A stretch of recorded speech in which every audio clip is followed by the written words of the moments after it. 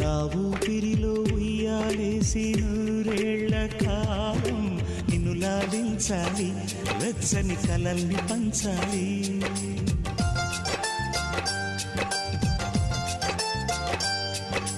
నీ స్నేహంలో స్నానం చేసి నా కన్ని దేహం తరించిపోవాలి, తీయని స్వరాలు పాడాలి.